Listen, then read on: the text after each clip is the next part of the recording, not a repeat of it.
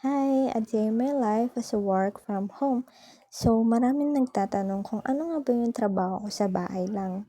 Besides, tinatamad din kasi akong mag-apply or mag-reapply pa ng ibang trabaho kasi gagastos pa, mag-aasikaso ng mga requirements, and also mamamasahe pa ako, mapapagod ako, pipila ako, tapos in the end, hindi rin ako matatawagan kaagad-agad.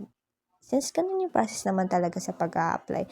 Pero may iba kasing agency na sobrang tagal bago ka matawagan. And ayoko ng ganun. Yung bills ko is gumagana pa. So, ito yung trabaho ko pala sa bahay lang.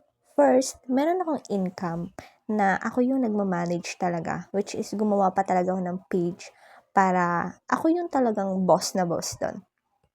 So, since magaling naman ako sa mga edits, and marami tayong mga kakilalang Pinoy na talagang tinatamad sila sa paggagawa ng mga kung ano-ano, like resume, certificates, or kung ano pa man yan, resignation letter.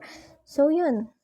Parang ginawa ko siyang as idea na why not gawin ko siyang parang business na gagawan ko sila ng resume. And kung makikita nyo, sa Canva ako nag-edit since dyan talaga ako natutong mag-edit noong college pa ako and high school. And yan, nagamit ko siya. Hindi lang naman ako sa Canva humihingi ng tulong sa pag-edit. Ano ko siya, parang guide ko lang din naman siya. Also, ganun din yung kay AI. Kapag nahihirapan ako na gawin mo to, ganito yung design, ganito yung gusto kong design, sinusunod naman ni AI. Then, kapag naging okay siya, dun ko siya i-re-edit sa Canva. So, ganyan yung process ko kapag gumagawa ko ng mga resume.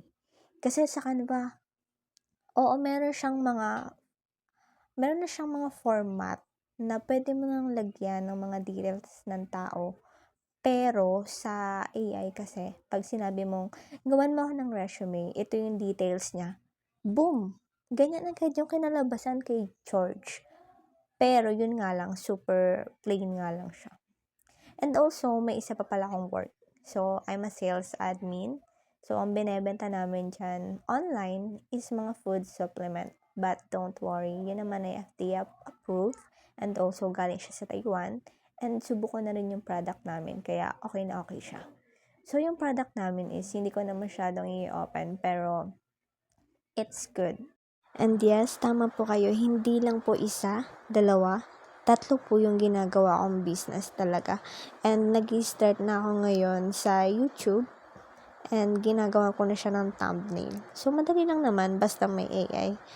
Ayan, tapos na rin akong mag-encode. So, iniintay ko na lang yung oras para makapag-out na ako. At may pagpatuloy ko na yung talagang trabaho ko na ako mismo yung nagmamanage. Bisitahin ko lang yung dog ko and gusto niyang magpakarat. Tingnan mo, sobrang landi na para bang gusto na akong unahan magbuntis. Huy, hala ka, ano ba yan? Napakabastos oh. Pero, super cute niyan. And 8 years old na siya, guys. Diba? Sobrang cute. Kamukha ko. Char.